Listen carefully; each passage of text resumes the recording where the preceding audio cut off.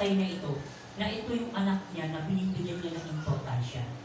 Binibigyan niya ng pagpapahalaga. No, ginawan nga siya ng colorful eh, yung many colorful, yung quote na many colorful eh, no? Yung many colorful. Kumbaga sa anak mo, di ba kung favoritism mo siya, bibilan mo siya ng damit na, kunyari, mga Levi's, yung mga mamahalin, kasi parang ganito yung ginawa niya. Tama po? Ganito po yung ginawa nung tatay na ito dito sa kanyang anak na paborito. Kaya po nagkaroon po ng pagkakaingitan yung mga kapatid niya sa kanya. Kaya nga di ba yung binasa natin, nainggit sa kanya yung kanyang mga kapatid. Tama po? Ngayon po, isa rin to sa mga dahilan kung bakit nagkakaroon po ng nasisira ang pamilya. No? After nun, pag nagkaroon ka ng favoritism at nagagalit na sa meron kasing mga magulang kapag pinagiging favorite niya itong isang tao ito na pinahalagahan niya ng kanyang anak bilang paborito, magsiselos naman itong iba. No? Kaya yung mga ibang mga anak, nagkakaroon sila ng tampo, magalit, no? Minsan pinag-curse nila eh. Kaya yun po yung ating pag-aaralan. Yung tinatawag na sa favoritism ay pumapasok din ang tinatawag na anger. No? Sa anger po, tama po di ba? No? Tama po di ba? Amen. Amen, di ba? Kapag may favoritism, kahit ako eh, kasi minsan naramdaman ko rin yun eh. No?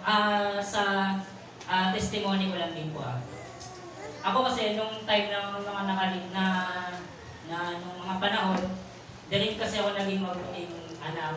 Then kasi parang nakaramdaman ko na parang binibigyan ng mga magulang ko ng importansya yung aking mga kapatid. Kaya kasi ako yung panganay. Parang I feel na parang hindi ako naging mahalaga. Tapos parang sinabi ko ba na anak ba talaga ako nitong mga magulang ko? No? Kaya doon po ako nagsimulang nagrebelde, nagsimula naging tinatawag sa pamilya na tinatawag na black sheep. No? Naramdaman ko po yun. Kaya sinishare ko po ito sa inyo para mas tayo bilang ganun din. Ako kasi kabataan ako noon eh. Kaya sinishare ko to, lalong-lalo na sa mga kabataan para hindi tayo magkaroon ng ego na sinasabi. No? Na sa ating mga magulang. Kasi dito sa church, alam niyo po sa church na ito dito ko natutunan kung paano magmahal ng pamilya. Amen. Opo. Kaya po, sa physical family ko po, doon ko ngayon pinakaramdam kung paano magpahalaga sa pamilya. Kasi dito po ako naturuan sa church na ito. Kasi yung mga nauna, kasi sabi ko nga sa inyo, nagkaroon din ako ng sama ng loob sa magulang, na sa mama kasi nagkakaroon kami ng tampuhan, sagutan, minsan sinasagot ko na yung mga magulang ko. Minsan, pag hindi ko makaya, lumalayas ako. No, nagkakaroon ako ng anger na sinasabi. No? Kasi mas naramdaman ko yung tinatawag na favoritism. No, sa atin, bilang isang mananampalataya na lumalago sa iglesia ito, na tinuturuan tayo kung paano mamuhay na ayon sa salita ng Panginoon at mamuhay na kung paano ituring ang isang pamilya, dapat po na mabuha natin ang mga bagay na ito. Tama po? No? Yung anger na sinasabi. No? Kasi mahirap eh. Kung meron kang anger sa isang pamilya mo, anong mangyayari? Diba? Lagi kayong mag-aaway. Lagi kayong magkakaroon ng alitan. Lagi kayong magkakaroon ng hindi pagkakaunawaan. Kasi galit ka sa isang tao eh, lalong-lalo na sa magulang. Diba? Anong pag sinabihan ka, ikaw, wala ka nang ginagawa, kundi gumala ka nang gumala. Kasi ganun din sinasabi. Gumala ka nang gumala. Magtrabaho ka naman dyan sa bahay, maghugas ka ng plato. Ano ka ba yun? No? May tampo ka sa magulang mo, may galit ka. Bakit ka maghugas? Bakit ako mag-aano? No? Bakit di mo utusan yung mga ibang kapatid ko? No? Kasi ganun yung tinatawag na ego. No? May karoon ka ng galit. Lalo na sa kapatid mo minsan. Diba? Diba hindi naman maiwasan ng hindi magkaroon ng anger sa mga magkakapatid? No? Tama po, diba? Kaya yung anger na yan, dapat po natin mapag-aaral. Kasi nga, yung mga kapatid po ni Jose, nagkaroon ng anger po sa kanya. Nagkaroon po ng galit. No? Kaya nga pinangkami ng patayin eh. Naalala niyo po ba? No? Tinapon nila sa balon. Kaya tayo bilang isang mananampalataya, hindi dapat tayo mabuhay sa tinatawag na anger. dito pa lang, sa church na to, binabago na natin ang ating sarili para mas lalo tayo maging makilala paglabas natin dito sa ating iglesia. No? Amen. Kung noon, meron pang ganito, tapusin mo na ngayon. Kailangan mo nang tanggalin dahil hindi po maganda sa isang pamilya, lalo-lalo na sa church na ito, na magkaroon tayo ng anger sa bawat isa. No? Tama po? Amen. Amen. Kasi minsan sa church, mayroon din ganyan eh. No? Hindi lang napautang, magagalit. No? Hindi lang nakapagbayad, magagalit. No? Hindi lang napuntahan eh. Pupunta ka dito sis, birthday ko eh. Eh hindi pumunta. Ako nagkaroon ng galit na. Yari na. Hindi na magsisimba yun. No? Yun po, tinatawag na. Kaya sabi niya, mas minamahal ni Israel si Jose kaysa higit sa kanyang mga anak. Sapagkat siya'y anak ng kanyang katandaan. Well nga, yung katandaan niya, na yung nagkaanak kasi sila ni Rachel, matanda na rin po siya. No? Mas mahal niya si Rachel, kaya mas mahal niya rin yung anak niya si Jose. No? At siya'y ginawa ng isang tunika na sari-saring kulay. Ibig sabihin, yung kasuotan na iba-ibang kulay. Ibig sabihin, na yung tinatawag pa rin natin, yung parang mamahaling mga damit. No? Na kaya, parang nakita ko ng mga kapatid niya, na bakit itong tao to, itong kapatid namin na bunso na to, yung panglabing isang kapatid namin, bakit masyadong binibigyan siya ng magandang damit, binibigyan siya ng magandang mga sapatos, ganyan, di ba? Ayaw ganun eh, di ba? Minsan isang magulang, di ba? Minsan nagkakaroon tayo ng ganun. No? No, kaya na minsan nagsiselos yung iba. Kaya sa atin, bilang isang mananampalataya na natututo sa iglesia nito, huwag tayo magkaroon ng favoritism. No, kailangan pantay-pantay kung ano yung ibibigay mo sa mga anak mo. No? Kasi kahit ako, ganun din yung ginagawa ko eh. Hindi ako kunyari, bibili ako ng pasalubong. Siyempre, hindi ko kahit birthday ng isa, siyempre, kailangan meron din sila. No, kasi kung para hindi nila ma-appreciate o hindi nila hindi nila magkaroon sila ng sama ng loob dun sa tinatawag na kapatid. No? At nakita ng kanyang kapatid na siya'y minamahal ng kanyang ama ng higit kaysa sa lahat ng kanyang kapatid. At siya'y pinapuotan at hindi nila pinagsalitaan siya ng payapa. No, ganyan yung pag-uugali ng mga kapatid nila. No? Kaya tayo, bilang isang mananampalataya, huwag tayo magkakaroon na tinatawag na kapuotan natin. Kung magkaroon tayo ng galit dun sa tinatawag natin mga kapatid. Physically, ganun din sa spiritual. No? Proverbs, at siya'y makupad sa pagkagalit, may dakilang pag-uunawa, ngunit siya'y madaling magalit ay nagbubunyi ng kamangmangan. No, ang tao daw na madaling magalit nagkaroon ng mangmang. No? Nagiging mangmang daw yung mga taong makagalitin. No, kasi di ba tama nga naman eh. Di ba? Di ba pag nagkaroon ka ng galit, di ba parang gusto mong gantihan na? No? Parang gusto mong awayin na rin eh, no? Kasi nagkaroon nga tayo ng pagiging mangmang naman natin sa mga bagay na ganyan. Yan, sinasabi naman sa Proverbs 5:18, ang mainiting tao ay humihila ng pagtatalo. Ngunit yung sinatawag na slow anger na nagalit ay pumapayapa ng kaalitan. No? Kung tayo, hindi sabi nga nila, hindi masamang magalit. No? Kung magagalit ka, huwag ka lang gagawa ng kasalanan. No? Tama po, di ba? Tama po? Sa bawat tao naman po, lahat naman tayo nagagalit eh. Tama po? Kasi pag nagalit tayo, may point na gagawa na rin tayo ng kasalanan. Pag ginantihan mo na yan, kasalanan na sa Diyos yan. Kasalanan na sa tao, kasalanan na sa Diyos. Tama? Pwede kang magalit, pero hindi ka pwedeng gumawa ng kasalanan. No? Ang taong magagalitin ay humihila ng kaalitan, at ang taong mainiting tao ay nananagana sa pagsalansang. Yun no, di ba? Yun kaya nga sinabi ng mga kapatid na nung nagalit itong mga kapatid na nagkaroon sila ng selos na tinatawag.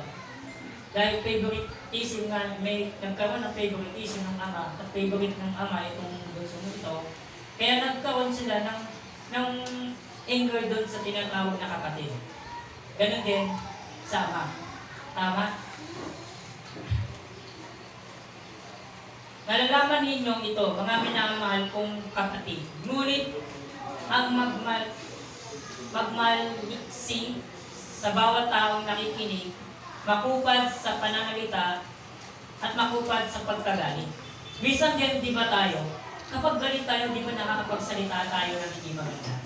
Tama po ba? Amen. Di ba nakakapagmura ka? Tama po? Ano to, di ba? Literally, di ba? Nakakapagmura ka eh. Nakakapagsabi ka ng hindi maganda dun sa tao. No? Lalo na dun sa naging kaaway mo. O lalo na sa nakasamaan mong loob. No? Tama kasi, di ba? Tayong lahat bilang isang mananampalataya na dapat tayo, tinuturuan tayo sa church nito, dapat tayo, na-control natin. Ibig sabihin, yung hindi na gano'n tayong dapat nagagalit sa anumang mga bagay, tama, di ba? No? Na-control na natin. Huwag kayong makipagkaibigan sa mga taong magagalitin at sa mga mainiting tao na huwag kang makasasama.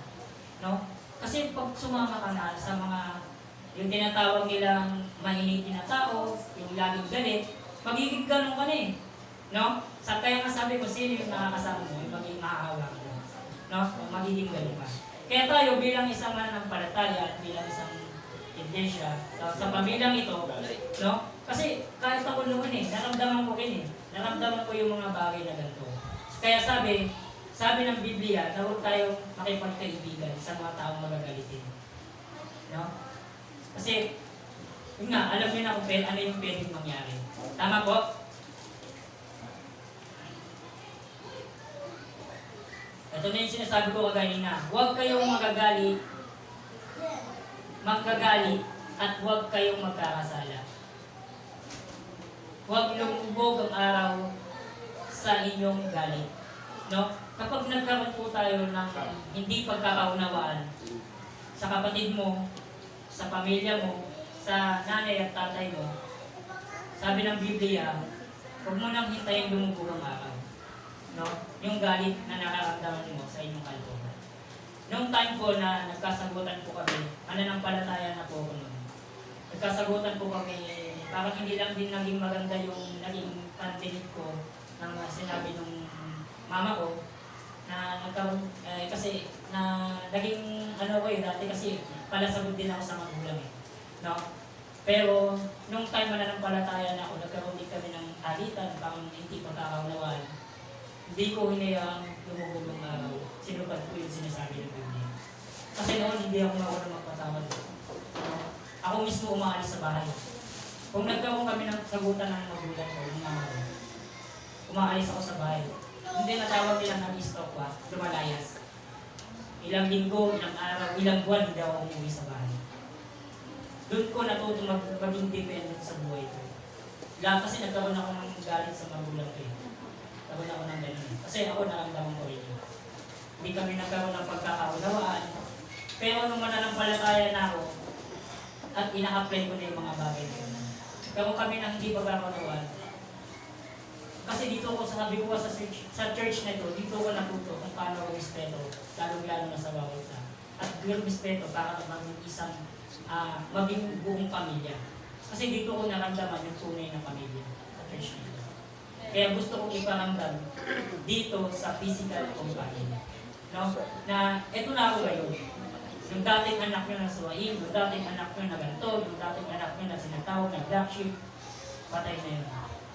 No, binago na tayo ng Panginoon. Kaya sa mga kabataan po na nagkaroon tayo ng mga igor sa mga magulang, pero inuutosan ka, no? Kung may mga bagay na pinapagawa sa'yo, alalahanin mo yung mga bagay na yun. Kasi hindi ko magiging maganda. Lalong-lalo na sa atin. Kasi sa akin, na-feel ko hindi rin taging paganti. Lately ko na lang din na-realize nung nagkaroon din natin ako ng pamilya.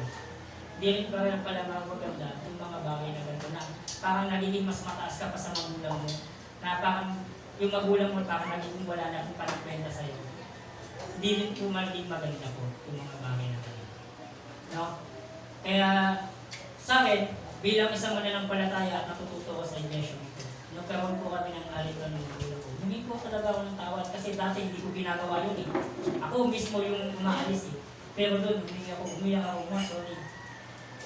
Sa nagawa ko, kung nasagot po kita, na hindi ko naging karapat-dapat na yung pananalita yung mga nagawa ko.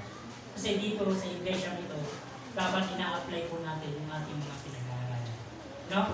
Kasi ako, naramdaman ko rin talaga yung mga bagay na. Yun yung tinatawag na anger na sinasabi nung dito. Kasi, di ba, yun nga eh, yung sa kwento, di ba, nagkaroon sila ng anger dun sa kapatid nila. Kaya nagawa po nilang, gusto po nilang patayin. No? Then pangalawa, pumapasok po, ito yung, kayo mga nagagalit, huwag kayong, ito na nga ito. Yun, yung solution po ng galit na tinatawag, yung control your anger. No? Tama po ba? Amen. Tama po? Dapat sa iglesia po ito, tinuturuan tayo, di ba? Tinuturuan tayo sa iglesia ito na yung galit po natin, lalong-lalo na sa mga kapatiran natin, yung nakukontrol natin. Tama po? Amen. Amen po ba? Amen. Tama. Ganyan po dapat ang mga taong mananampalataya sa Diyos. Yung nakukontrol yung galit. No? Huwag naman po sana na nag-iimik tayo pagdating po natin sa labas, ay nagkaroon po tayo ng hindi pagkakaunawaan sa ibang tao. Magkakaroon tayo ng makakapagsabi tayo ng hindi maganda. Huwag naman po sana. No? I-apply po natin yung mga bagay na ganito para mas lalong makilala tayo na ito ang tinatawag na Kristiyano na nakikita sa buhay ng bawat mananampalataya. No? Amen. I-control po natin yung tinatawag. Then pangalawa, na sinatawag dyan na sa favoritism, pumapasok dyan yung una, yung anger, yung pangalawa, yung resentment. Alam niyo po ba yung resentment? Amen? Ito po yung tinatawag na sama ng loob. No? Kaya nga po, doon sa binabasa natin, sa ating pinag-aaralan, sa buhay, sa pamilya nila, Jacob at Jose, no? Na yung mga kapatid na ito, nagkaroon talaga ng sama ng loob. Hindi lang, kasi natin bilang isang tao, di ba, nagkaroon din tayo ng sama ng loob, lalong-lalo na sa ating mga magulang. Ganon din sa ating mga kapatid. Tama po? No? Kaya nasisira yung pamilya. Dahil may mga miyembro ng isang pamilya na mayroong sama ng loob sa bawat isa. Tama po?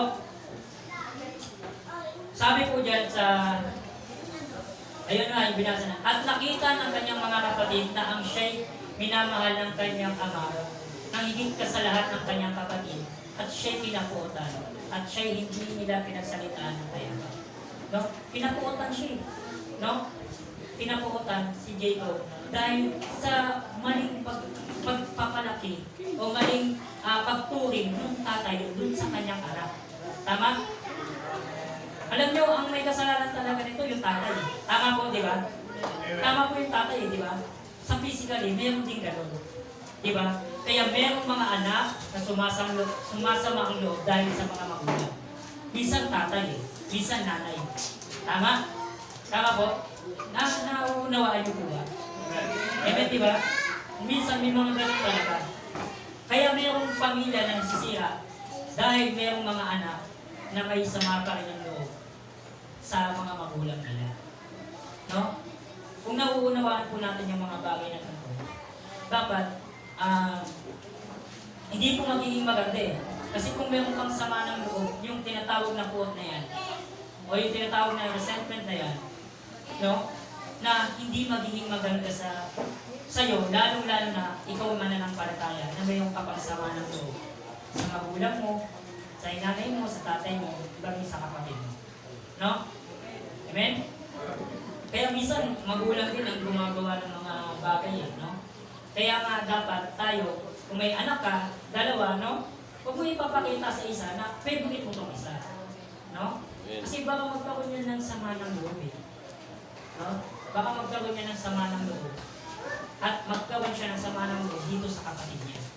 Ikaw ang magulang na dapat sisihin. No? Tama po? Amen? At at sa kanya'y sinabi ng kanyang mga kapatid, no? Kaya ito kasi, nung time na to, si Jacob kasi, si Jose kasi, di ba nananaginip siya? No? Pinananaginip siya. Pagkatapos naman, natutupad naman yung talaga yung mga panaginip niya. Pero sinabi niya sinabi pa niya doon sa mga kapatid niya no? At sa kanya sinabi ng kanyang mga kapatid, maghahari ka ba sa amin o magpapanginoon ka sa amin? At lalo pa siyang kinakutan at hindi niya dahil sa kanyang mga panaginip ay kanyang mga salita. No?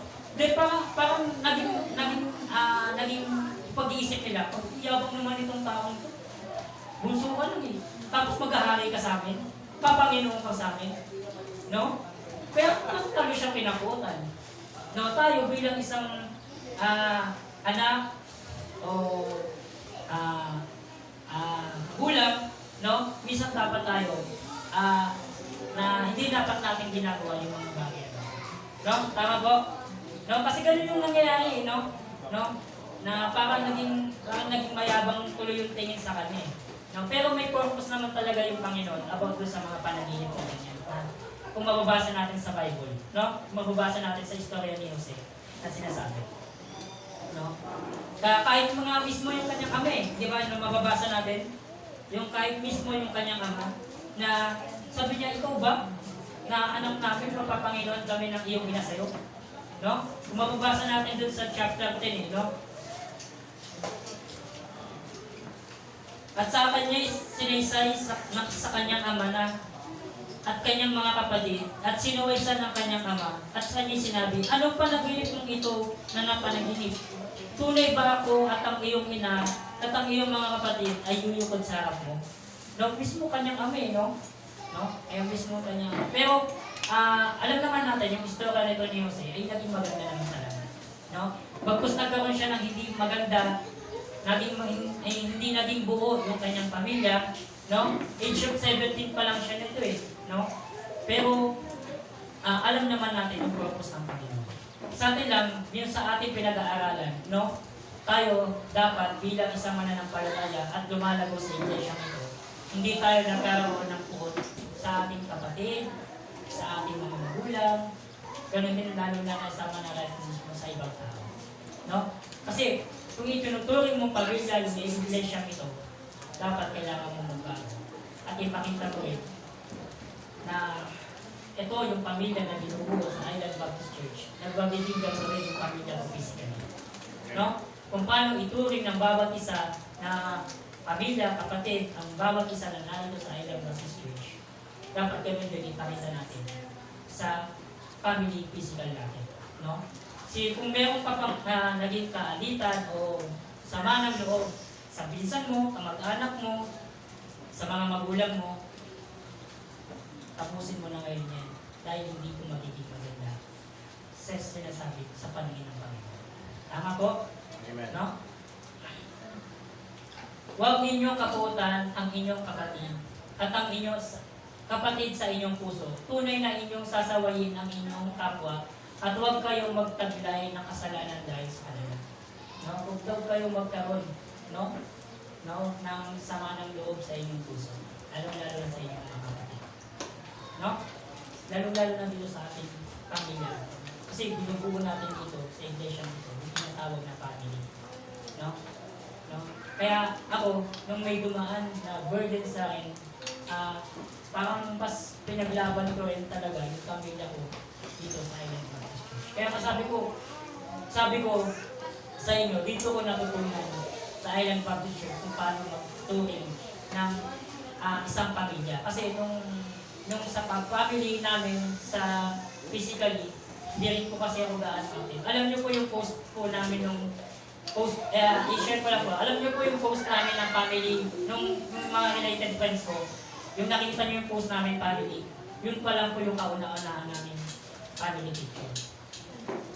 No? Yun pa lang po yung kauna-unahan namin. Kaya nagpapasalamat ako dahil sa iglesia nito, pinuturo sa akin yung mga bagay. Amen po? Yeah. Napakasarap po na ma-appreciate yung mga bagay na ganito. Kasi dito po ko lumalago at dito po ko tinutubukan kung paano ko respeto kung paano magmahal ng isang pamilya, lalo na sa mga kapatid. Amen po? Amen. Amen. Dapat tayo, yun nga sabi ko ganyan, i-apply po natin.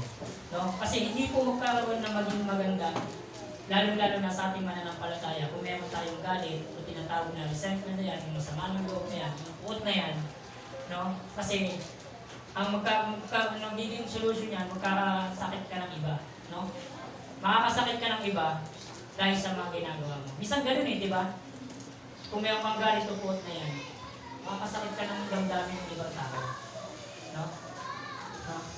Tama po ba? Amen. Kung hindi ka lang makakasakit, o baka ikaw yung ikaw ang masasaktan. No? Nasaktan mo yung sarili mo dahil sa mga ginagawa mo. Dahil sa anger at uot na yan, o yung tinatawag na sama ng loob, ikaw lang ang masasaktan. No?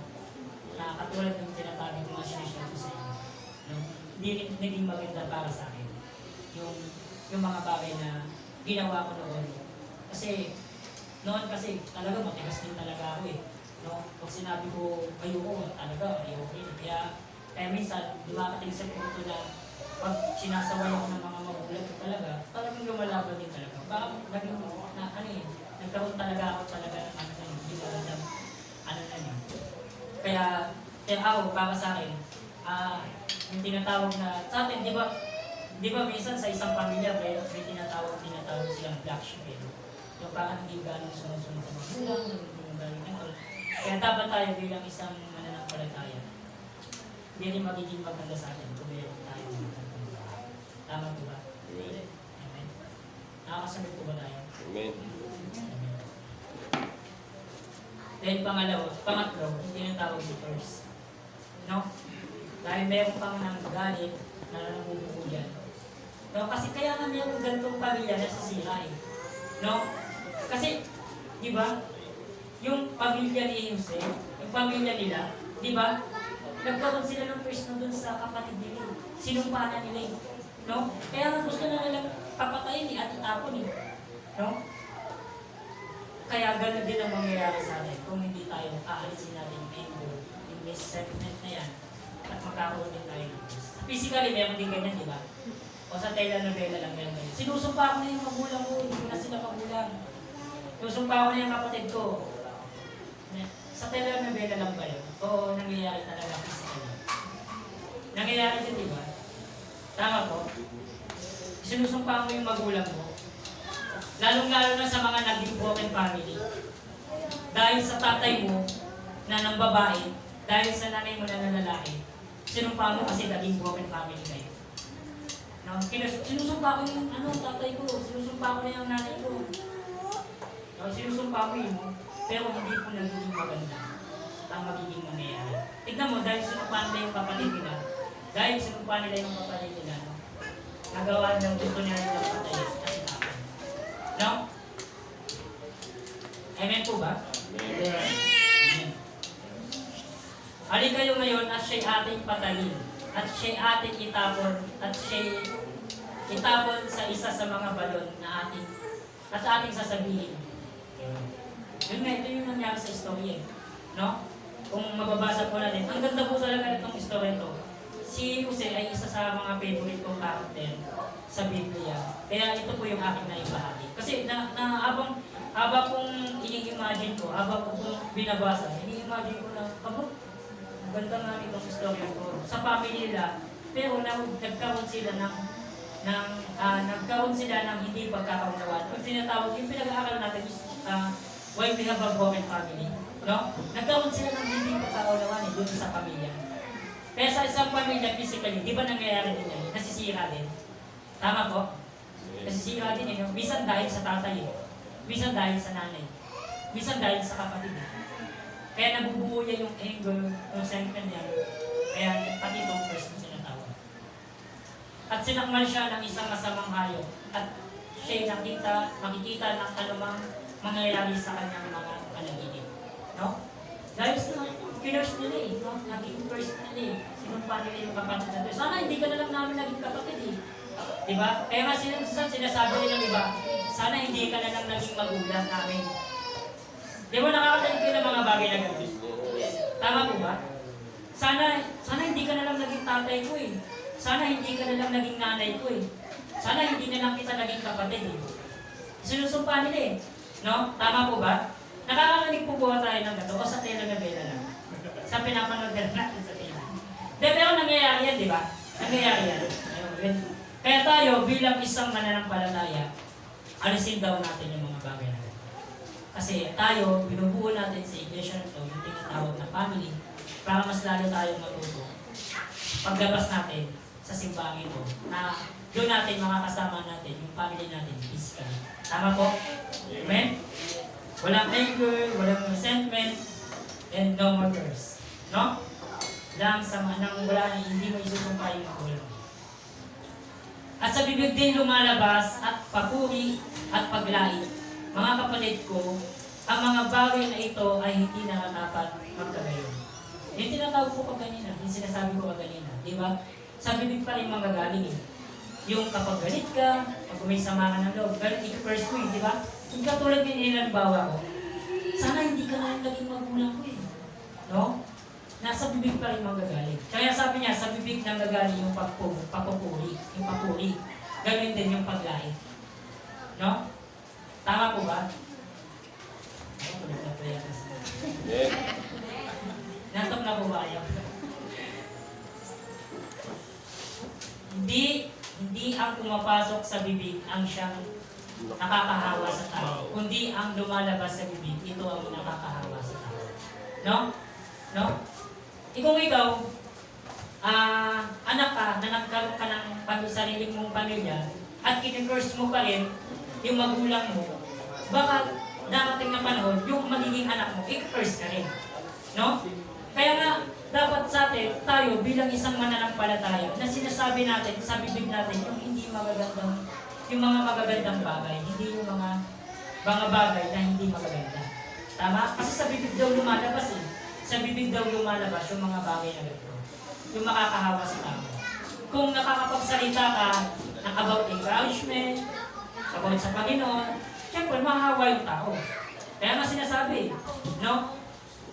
Pero kung puro ka na lang sama ng loob at sinasabi mo, puro ka na lang first, o ganito yung kapatid ko, sinusumpa ko, ganito yung magulang ko, yung mga makakarinig sa'yo, bakit ganun din yung mga mangyayari? No? Kaya ito lang, inalimbawa lang na sa atin. Matapat ang mga bagay na lumalabas sa bibig ay sa puso ng gagaling at siyang nakakahawa sa tao. No? Minsan yung galit, natatanim pa rin yan sa puso. Minsan yung sama ng loob, nasa puso pa rin yan. Minsan yung first, nasa puso pa rin yan. Mananampalataya. Bawat mga kapatid, no? Sabi ang lumalabas sa bibig ay galing sa puso. No? Kung mayroon pa man, nagkaroon pa ng sama ng loob sa mga magulang mo, sa kapatid mo, sa nanay mo, no? Alisin na natin yan dahil sa puso ng lugar. No? Dapat ang puso natin ay naghahari ang Panginoon. No? May po? Kaya nga ganun yung nangyayari sa kanila eh, no? Kaya ganun ang nangyayari sa kanila eh.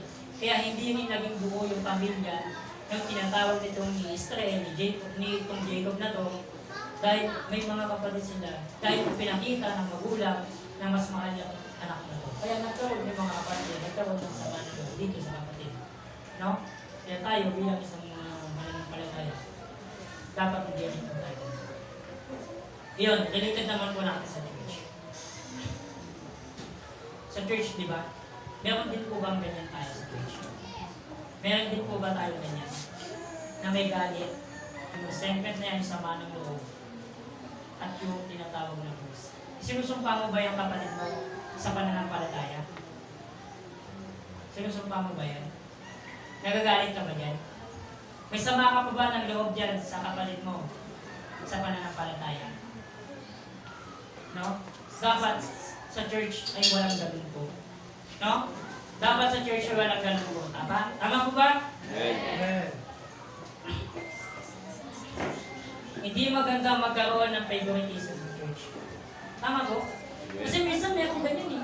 Minsan ito kapatid lang ang gustong kausapin. Ba't naman yung iba? Minsan ito lang yung gustong i-entertain. No? Paano naman yung iba? Kaya hindi rin po maganda ang pagkakaroon ng favoritism. Kung masungit yan, kung lagi ano yung noon pa niyan, kung hindi yan mapagpansinin, huwag kang magkakaroon ng favoritism sinasabi dito sa church. Amen? Amen? Ay, amen po ba? Well, Bumaba na po ba ako? Ay, sinasabi dito, yan, dito maganda yung sinasabi, no? Na hindi maganda magkaroon ng favoritism. No? Amen. Kahapisan at kahapisan ang mga bawat kaluluwa sa mga tao na gumagawa ng masama. Hudyo, unang-una, gayon din naman ang mga Griyego. Katapat, kaliwalatian at karangalan ng kapayapaan. At sa bawat taong gumagawa ng mabuti, sa mga Hudyo, ay sa Hudyo at sa unang-una, gayon din sa mga Griyego. Sapagkat ang Diyos ay hindi nagtatangi sa mga tao. No? Ito yung napaka-importante, no? Ang Diyos ay hindi nagtatangi sa mga tao. No? Sa church, ganun din eh, di ba? Yung pastor po natin, hindi po nagtatangi yung pastor natin. No? Hindi siya nagkaroon ng favoritism dito sa church. Kasi, pangit naman sa isang church na mayroong kang favoritism. Tama, di ba? No? Baka bigla na lang umalis ko.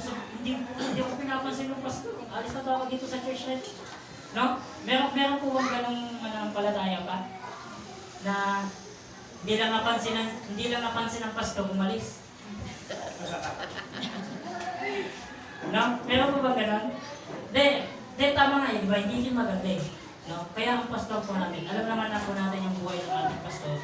Alam naman po natin yung ugali ng ating pastor na hindi siya nagtatangi sa ibang tao. Katulad ng sinasabi sa Biblia. Ang Diyos nga hindi nagtatangi. Mayaman, mahirap. Kapag lumapit sa Kanya, tinatanggap niya. No? No? Kaya ito yung pinapakita sa atin bilang isang mananampalataya. Sabi pa sa James, mga kapatid ko, yamang mayroon kayo pananampalataya sa ating Panginoong Kristo na ating kaluwalhatian, huwag kayong magtatangi sa ibang tao. Sapagkat kung may pumasok sa inyong sa sinagoga ng isang tao na may singsing at ginto, at may magandang kasuotan, at may pumapasok naman sa isang duka na may damit ng hamak, at inyong itangi ang may suot na damit na maganda, at inyong sasabihin, maupo ka rito sa dakong mabuti, at sa duka na inyong sasabihin, tumayo ka riyan, at maupo ka sa ibabaw ng aking pungtungan. At hindi ba kayo nagtatangi sa inyong sarili, at nagiging mga hukom na may masasamang pag-iisip. No, sa isang iglesia, ito yung pinapakita naman sa ating iglesia, no? Na ang pastor natin hindi nagtatangi. Huwag tayong tumulad sa iba na kapag may pumasok na mayaman yan. Sinasabi, di ba? Kapag may pumasok na magandang kasuotan, o parang may kaya sa buhay, mayaman, yun lang ba yung i-entertain mo? Na dito ka mabuo, dito ka sa unahan, dito ka sa magandang upuan. No? Pero yung hindi magandang sinasabing duka, na hindi maganda yung kasuotan, ay hayaan mo lang ba na doon ka lang sa likod, doon ka sa likod, doon ka kasi hindi maganda yung di ba? Diba, nangyayari po ba din sa ating iglesia? Nangyayari po ba din sa ibang mga iglesia? No? Sabi nga diba, ang Diyos ay hindi nagtatangi. Ganun din yung pastor ko yan, hindi po nagtatangi sa bawat mananampalataya na pumupunta dito sa ating iglesia. No? Tayo rin, aral din po ito sa atin. No? Bawat isa po sa atin, dapat hindi rin po tayo nagtatangi. Kung sino lang yung gusto natin kausapin, yun lang yung kakausapin natin. No? Meron nangyayari po ba dito? Sana naman po wala. Dapat bawat isa, pinakausap natin, kamustahin po natin yung bawat isa. Kamustahin po natin na okay ba lang yung buhay, okay ba yung mga itong isang linggong dumaan sa iyo, ano ba yung mga... Dapat tayo bilang isang mananampalataya, kinakausap po natin, huwag po tayong mamimili kung sino lang po yung kakausapin natin. No? Kaya ito yung sinasabi natin sa ating Panginoon. Kasalanan na magkaroon ng favoritism sa church. Kasalanan po yan. Na ito lang tao lang, hindi ka dito, ikaw lang gusto mong kausapin eh. Meron po ba nangyayari dito sa church na ito? Meron po ba? Sana naman po wala. No? Ay, hindi ko gustong kausapin ito. Lagi itong lagi itong masungit eh. Hindi ako pinapansin ito. Hindi ko kausapin ito. Meron po bang gano'n? Pero sabi dito, kasalanan na magkaroon ng favoritism ng church. Dapat tayo, bawat isa. Kaya nga tayo, pinag-aaralan natin ito eh. Kasi sa isang pamilya, hindi magkaroon ng o masisira yung pamilya nito kung mayroon kang favoritism. No? Ganun din sa church nito. Dapat tayo, wala tayong favoritism sa church. Dapat, bawat isa sa atin. Kaya nga tayo, di ba? Ang kaugalan natin, minsan pagkatapos ng service, kinakamusta natin yung bawat isa. Kamusta na, sis? Wonder, kamusta? Di ba? Ang ganda kasi na mas pinapakita natin yung mga bagay na ito. Tama po? Amen. Amen po. Nakakasunod po ba tayo? O gumawa na po ulit. Joke lang. Ayan, yung bakit nasisira ang isang pamilya. No? Bakit nasisira ang isang pamilya? Ito yung pinag-aralan natin eh. No? Pinag-aralan. Dahil nasisira ang isang pamilya, dahil baka may ang papanggalit. Yung second na yan, ganun yung first. Kaya mayroon nagkaroon ng isang pamilya. No? Bakit nasisira ang isang church? Nasisira ang church. Baka mayroon din isang ganito eh. No? Kaya mayroon din nasisira ng mga church na to dahil may mga mananampalataya o mga kapatiran na hindi pa rin marunong magpatawad. O meron pa rin sama ng loob sa pastor o sa mga kapatiran. No? No? Kaya minsan mayroong church na nasisira eh. Dahil sa mga hindi pagkakaunawaan. No? Yung pinuwento ni Brother Kit, no? Yung nangyari sa kanila, di ba? Hindi naman nasira, umalis lang din sila, no? Diyan lang. May isang wala. Nadamay mo pa ako Anong dahilan? Isa ka ba sa mga dahilan kung bakit nasisira ang pamilya? No? Napaka-question to eh, no? Sa atin. Isa ka ba sa dahilan kung bakit yung kapatid mo, kung bakit yung magulang mo, kung bakit yung nanay at tatay mo, kung bakit yung asawa mo, nahihirapan ng dahil sa'yo? Tama ba? Isa ka ba sa mga dahilan kung bakit nagkakaroon ng burden o nahihirapan niya mahal mo sa buhay? Isa ka ba sa mga dahilan kung bakit nasisira yung pamilya?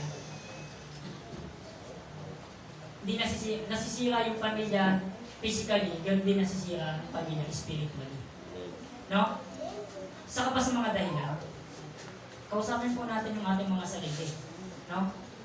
Isa ka ba sa mga dahilan ng mga bagay na ganito? Dahilan ka ba para yung pamilya mo na buo dapat masaya kayo ngayong Valentine? No? No? Nangyari, isa ka sa mga dahilan. No? Isa ka ba sa mga dahilan? Minsan, kahit asawa eh. Minsan, kahit tatay eh. Minsan, kahit nanay. Minsan, kahit kapatid eh. No? Tanungin po natin yung ating sarili, baka ako po yung nagiging dahilan kung bakit nasisira yung pamilya.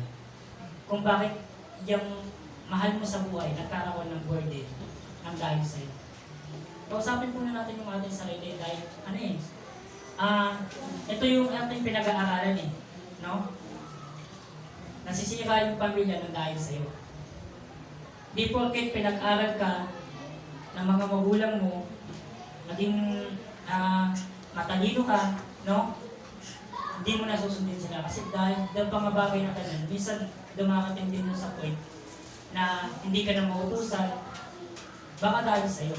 Baka dahil sa'yo, kaya nasisira yung pamilya. No? Kaya diba, dahil sa mga kapatid nila Jacob, ay nila Jose, nasira yung pamilya nila eh. Tignan nyo yung nangyari doon sa tatay nila, diba? Nagluksa, nalungkot, no? Na parang, ano yung buhay niya. Kasi ganun yung nangyari, yung naging dahilan eh. No? Naging dahilan na yung mga kapatid niya, sila yung naging dahilan para maging malungkot itong tatay nila. No? Nung mababasa natin dito sa binabasa natin, sa pamilya nila Jacob, at yung pamilya nila Israel. No? No? Naging dahilan yung mga kapatid nila sa pagkakasira ng pamilya. Sa bawat isa po sa atin, huwag naman tayong maging dahilan. No, huwag naman tayo maging dahilan para sa ikakasira ng ating pamilya. Minsan tatay ang gumagawa ng dahilan. Minsan, yung tatay ng bababae. Kaya nagkaroon ng pagkakasira ng pamilya. Minsan, yung nanay ng lalaki, nagkaroon ng pagkakasira ng pamilya. No?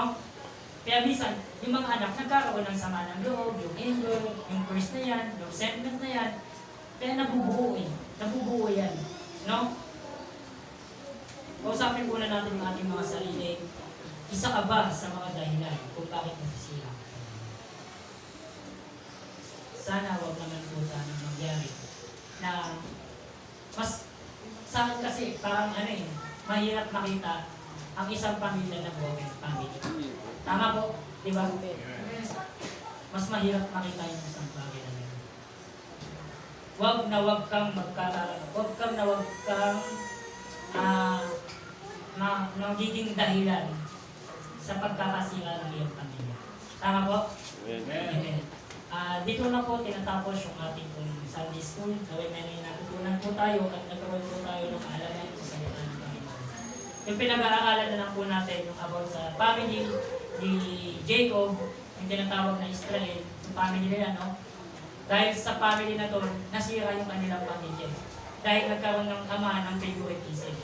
Kaya yung mga kapatid, ginawa nila, gusto nilang patayin yung favoritism ng kanyang ama. No? Yung mga kapatid nila nagkaroon ng galit, yung resentment, yung tinatawag na curse, pinurse nila, no? Kaya tayo bilang isang mananampalataya at tinuturuan tayong maging oriented family dito sa church na to, no? Dapat maunang tayong alalahanin din po natin yung mga aral na to para mas malalo natin magamit sa ating buhay bilang isang mananampalataya. No? Di ka lang naman meron family physically. Meron kami family spiritually. No? Kung gaano mo kamahal yung family mo physically, dapat ganun din yung pagmamahal ng spiritually sa family mo. Sabi ko nga sa inyo noon hindi rin kasi kami buhay. Hindi naman sa kami buhay, pero ako yung nagiging dahilan. Ako yung nagiging dahilan kung bakit hindi nagiging buo yung pamilya namin. No? Kaya sabi ko nga noon, yung last December, yun lang yung una namin family picture. Ako natutuwa dahil yun yung pinaka-una namin family picture sa buong buhay. No? Kasi ako yung nagiging dahilan. Kasi ako yung nagiging parang black sheep, ako yung nagiging nagkakaroon ng hindi pagkakaunawan sa mga magulang ko. Ganun. Dapat huwag tayo magiging dahilan para sa ikakasira ng ating pamilya. Lalo-lalo na sa pamilya ng ating church na. No? No? Tayo mo nilang manalangin sa Panginoon. Dakilang Diyos na makapangyarihan po sa lahat. Thank you po Panginoon sa dakilang biyaya mo, sa patuloy na karunungan, knowledge and wisdom na patuloy mo yung pinagkakaloob sa bawat isa. Thank you po Panginoon sa mga aral na aming napakinggan sa umagang ito na patuloy po namin Panginoon na panghawakan, kapitan Panginoon, ang aming pananampalataya ng patuloy sa inyo Panginoon. Naway patuloy namin madala po at mai-apply lalo na Lord yung mga salitang ito para sa aming magamit namin sa aming buhay, physically, ganoon din spiritually. Thank you po Panginoon sa mga aral nito na patuloy mong pinagkakaloob sa bawat isa. I-bless mo po yung aming mga gagawin sa umagang ito at mangyari po ang lahat ng ngayon sa iyong kalulugan. Sa pangalan ng iyong anak na si Jesus. Amen. Maraming salamat po sa bawat isa.